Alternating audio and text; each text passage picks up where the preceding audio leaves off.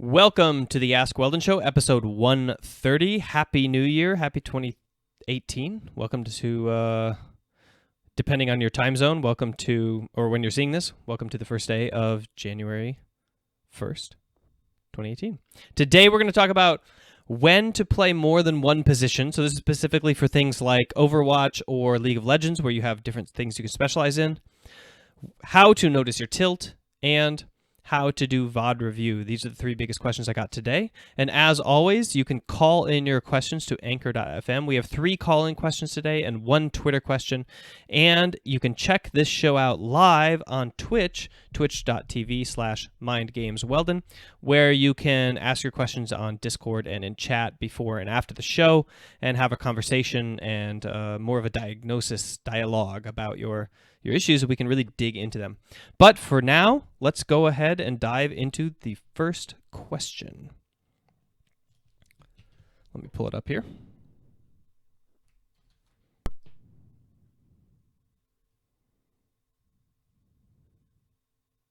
One second, sorry. By the way, you can see the instructions for how to submit a question here on screen while you are waiting. All right, first question.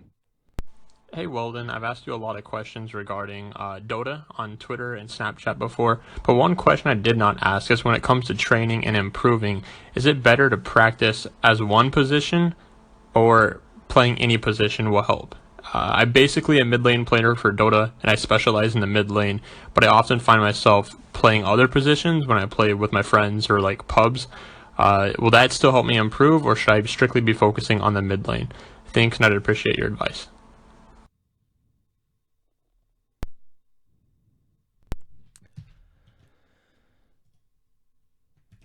All right. So I get asked this question a lot, and actually it comes up quite a bit in training sessions as well, and that is, should I play one position or should I play multiple positions? Because it seems like if I play multiple positions, I get more insight on the game as a whole, but if I play one position, I can double down on my strengths and specialize. The answer depends partly on your goals. So what are your ambitions? Do you want to climb the ladder, or do you want to improve at the game? If you want to climb the ladder, then by far the best thing to do is specialize and only specialize and just play one role no matter what. So obviously for the caller, like if you're playing with your friends, you can play whatever. It doesn't really matter because you're not trying to climb then. I assume you're playing like grouped, so it doesn't have an effect on your solo queue ranking. I don't really know how the Dota ELO system works. I think that if you play grouped versus if you play solo, that those are 2 different ladder systems, but correct me if I'm wrong. However, if your real question is, should I play a bunch of off-role games in my solo queue in order to improve at the game in general, then the answer is yes. Playing other roles and playing other specialties gives you greater insight into the game at large and how to abuse the other positions from your main one, or how to assist them in a way. For example, if you know how a Rengar jungle or a Chen jungle functions, then you know how you can assist it with mid lane pressure. And if you know their timings, you know when to be and where to be at a specific time.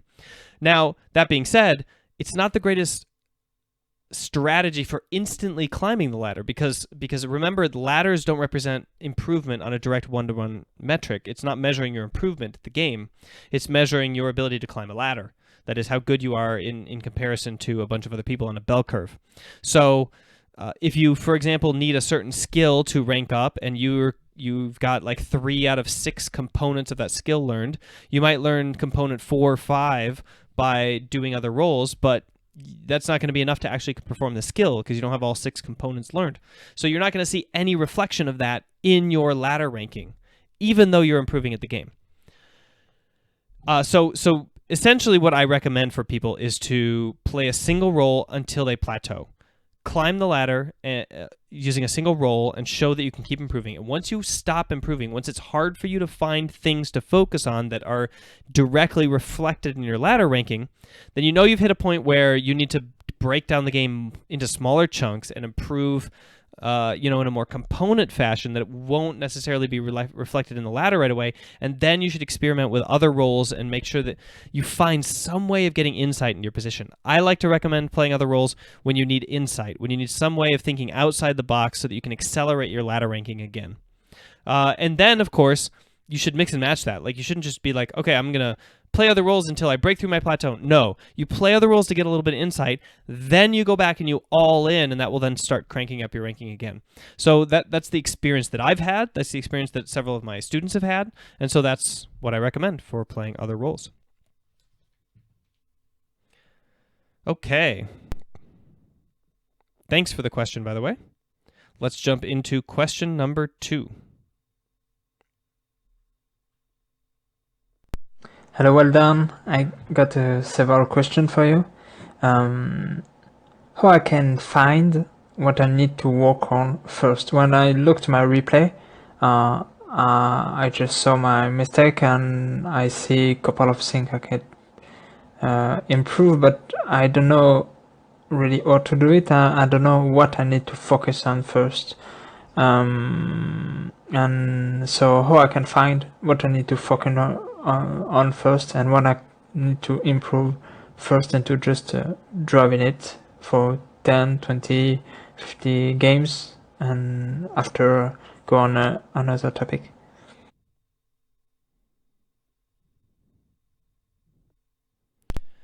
Okay, Leo, thank you for this question. So this is actually, I want to give a little context about the science of what's going on here. So attaining mastery in something is essentially the development of expertise at a skill. And if it's a sports skill like soccer, there's a massive fitness and body component to that is combined with fine, muscle control, neuromuscular system, which is like, the connection with the ball. Now, if you're doing something with like an esport, the fitness component drops out completely. You only have the neuromuscular response, which is like the visual kind of like timing between seeing a stimulus and responding with a coordinated kind of movement usually between 5 fingers or 6 fingers and your arm, your right arm or left arm if you're lefty.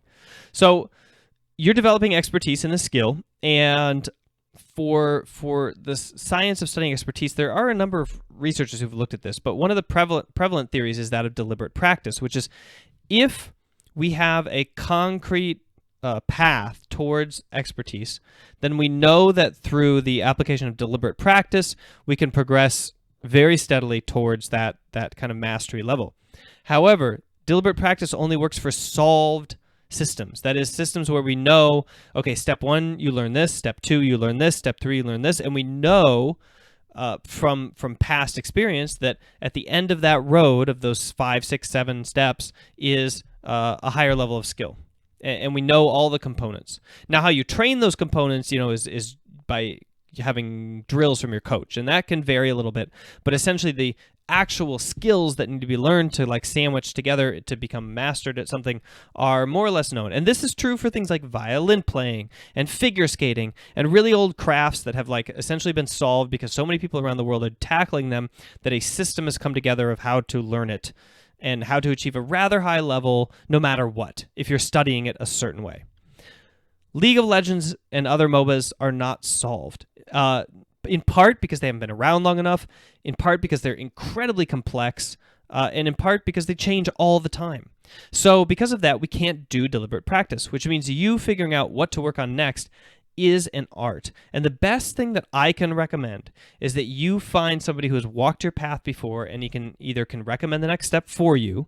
So, for example, a coach of the same role who's a higher rank than you, who can say, I got this rank by doing this, and they play similar champions to you, etc. Or by essentially just picking your own poison. You look through your VODs and you say, like, I bet that my knowledge of where the enemy jungler is the number one thing that will rank me up. And you spend weeks working on predicting exactly where the opposing jungler is all the time and like saying it out loud and then going into the VOD view later and listening to yourself and then looking at the full screen and seeing like, I was right, I was wrong, I was right, I was wrong, and punishing yourself for the failures and like celebrating the successes until you get better and better and better at knowing exactly where the jungler is no matter what. And then you see if you rank up. And if you do, you're like, oh, sweet. I literally guessed the next skill that I needed to study and then I worked on it. But you'll notice the point here is experimentation is key. You have to choose something and all in. And if you're wrong, at the end, you won't have necessarily improved in rank, but I bet I bet that it's impossible to choose incorrectly. Like if you're working on something, you're improving at the game. It might not be reflected in your ladder climb yet. You might need to stack it with a couple other skills first. But my bet is that eventually it all kind of comes together. And so I would just say pick something. Like pick something that you can all in on and focus exclusively on that skill by constructing a drill that more or less forces you to focus on that aspect of play, no matter what.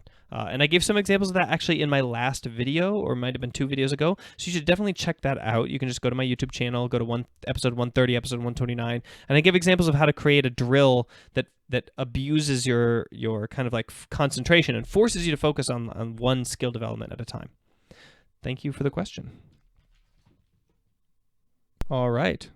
I'm throwing this up on the air. For those of you who like to listen to audio only, I put these on the podcast as I'm filming, so you can actually go listen to them. And let's dive into the final question, the final audio question before we go to Twitter. Hey Weldon, I'm an up-and-coming esports player in an esports scene that's considered volatile or dead. I'm 19 and I was wondering what you think I should do in this situation. I've got additional information listed below. Thank you for your time and Happy New Year. Hey Weldon, I'm an up-and-coming esports player in an esports scene that's considered volatile or dead.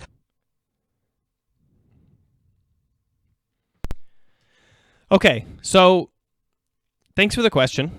Just to paraphrase, you've had some. I'm paraphrasing so that people can draw. Uh-oh, did my camera battery die? No, I'm live. I'm paraphrasing so that I make sure that I'm addressing the correct question, and if I'm not directing the correct question, then at least I'm answering a question that everybody knows what it is. You are a player who is in an esport and you are successful, meaning you're very high ranked and you're maybe getting onto a pro team or you're playing like at the highest levels of the game. And the esport is actually dying. Okay, I actually do need more information on this, and I did look around in the app to try to find what you meant by down below, but I could not find any information posted anywhere. I'm not really sure where in Anchor to look. So I'm just going to assume it's something like MOBA or FPS related, first-person shooter related, something like H1Z1 or I don't know. That's a pretty simple answer. My best answer would be to just go to the next game that's replacing it that's in the same genre. So many skills transfer in these genres, and the fact that you are transferring your audience, like what you really need to be focusing on is your fan base and how to transfer your fan base with you. Whenever you build a personal brand, you run the risk of alienating and losing a number of fans whenever you switch what you do. If I just started streaming PUBG, for example, or became a streamer, or became a player, or became a strategic coach instead of a mental coach, a certain part of my fan base would leave, and then a certain part would stay, and that's fine. You have to evolve as you kind of like move through the world, and evolution is part of content creation as well. So you need to step into the next esport. You need to really activate your base and try to convert as many fans as you possibly can into the new esport. Double down on your streaming, double down on your tweeting, double down on your content creation, and you're reaching out to your audience, and make sure that you bring as many with you as you can so that you have a head start, because it's liable to be the case that your new esport is much more challenging to get up in if it's booming and your other one's dying, and you're not going to be as good right away. But that's just something that you have to face if you are going to compete in esport, which is a scene where games come and go and rise and fall. And the thing that I would recommend is working on becoming a specialist at that genre, because then you always have a job. Even if you can't go pro in a game, eventually you will be good enough to be entertaining while you're streaming, and entertainment is a skill that you can't lose from game to game or patch to patch, and it allows you to activate and bring your fan base with you. So that would be my recommendation, is during this transition, you're not going to be able to go pro, you're not going to be able to draw a salary or validation from being a top level player, so you should really activate your fan base before you go, really stream a lot, contact with them a lot, whatever it is you do to get with them, and then try to bring them with you to the new sport.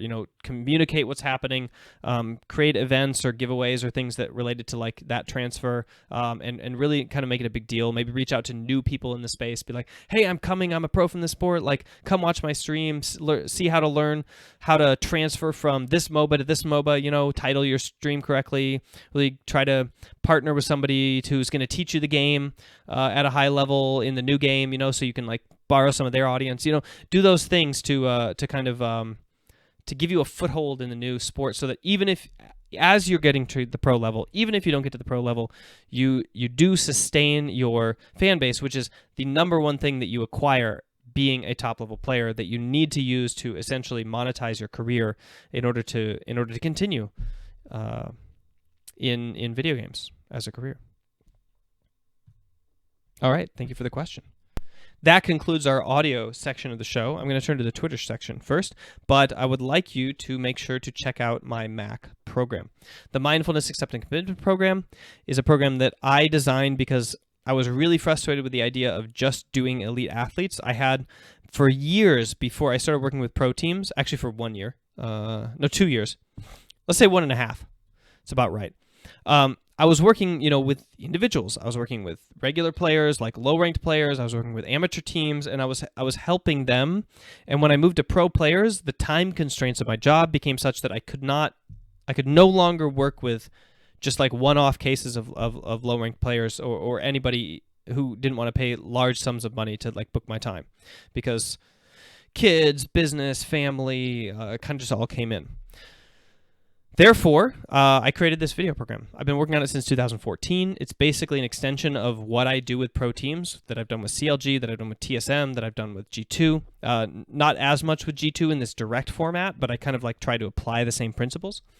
And it's essentially like 7 weeks, 7 videos a week, so 49 videos over 50 days.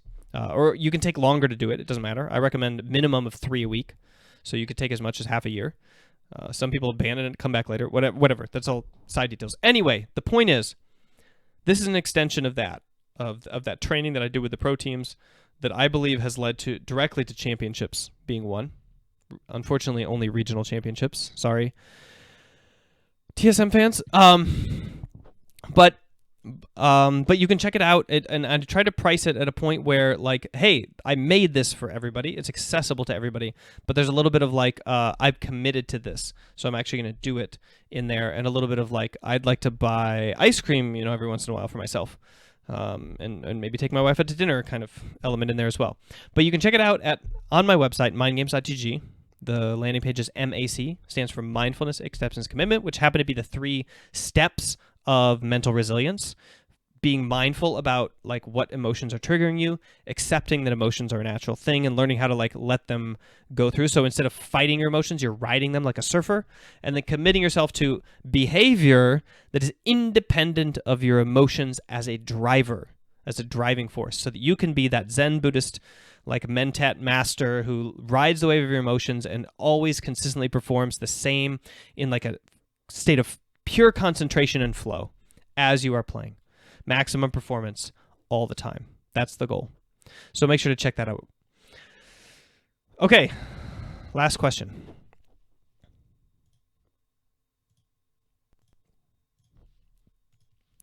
This comes from Phi_M_Lamb. Don't know what that means. Sorry. I didn't visit your Twitter before this. I probably should have. And they ask, he or she, I find that after some games I can't recall my play clearly when I reflect on it. Team fights, laning, etc. Usually I then realize I was tilted. How can I recognize tilt sooner and reset? I'm glad you asked. There's this program where you can learn mindfulness that allows you to... Oh, no, anyway. I just talked about this, so I'll play the reel again. Fancy timing. Thanks for the question. The act of realizing that you are not concentrating on something, the act of realizing you are distracted is called mindfulness. That's not true. Awareness? Mindful awareness?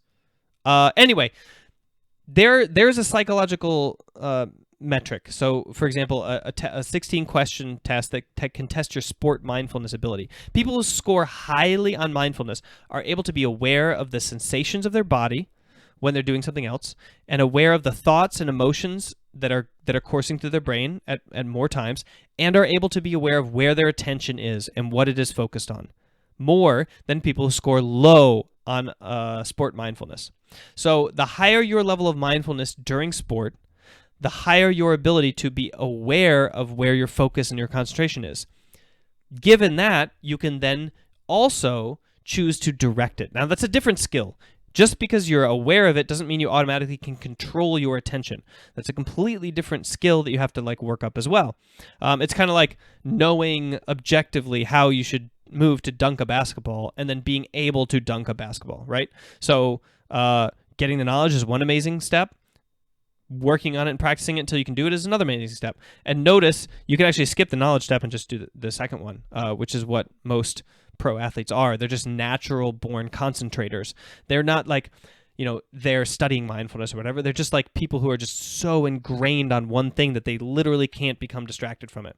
Then there's the rest of us who are a little more ADHD or ADD, and we're just like, hoo, hoo, hoo, and we don't have that super deep focus that elite athletes are literally born with.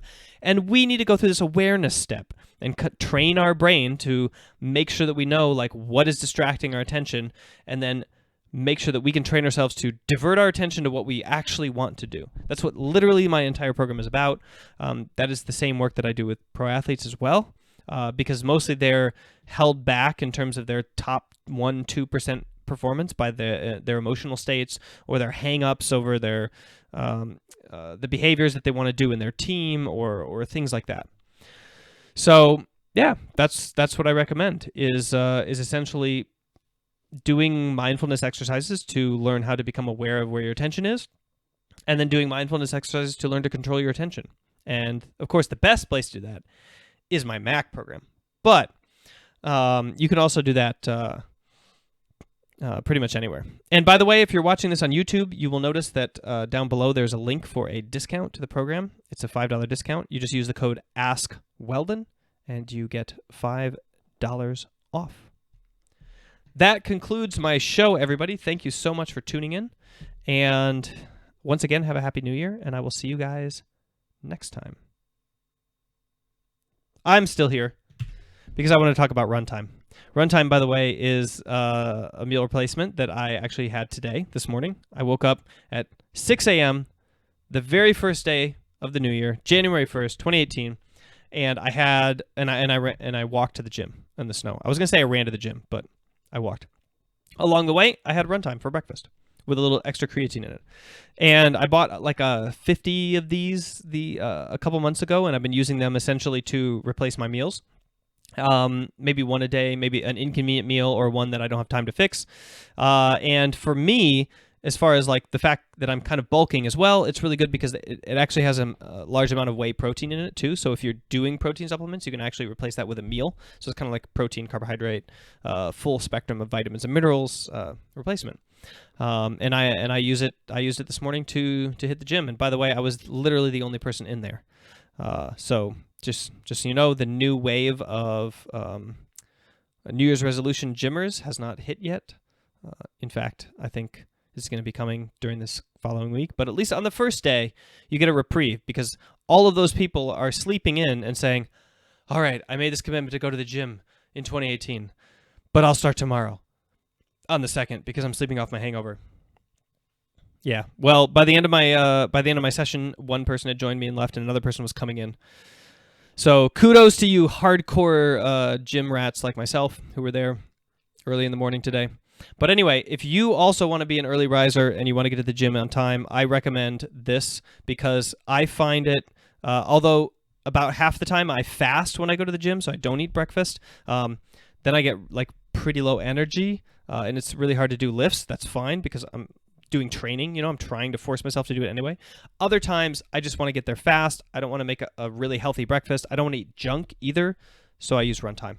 And that is That is the only meal replacement that I recommend, because it's the only one whose company I've literally worked with. They're in the same building as me. I was able to, for the last 2 years, have a relationship with the guy who essentially developed this compound. And it was designed specifically for esport performance. The fact that it works really well in the gym is in part because he's a gym rat also. And like a Tim Ferriss fanatic, kind of like super hardcore optimizer trainer, but it's also designed for the idea that you could eat it and then sit still for 5-6 hours and be able to concentrate with no glucose spike, no blood sugar spike from the meal that you just had. Even though it's composed more than 35% of oatmeal, it still keeps that blood sugar under control so that you can concentrate instead of like hitting a high and then being super tired. And I like that for my gym as well, because then I have a really nice steady kind of supply of carbohydrates that fuels my lifting and my concentration. Happy New Year, guys.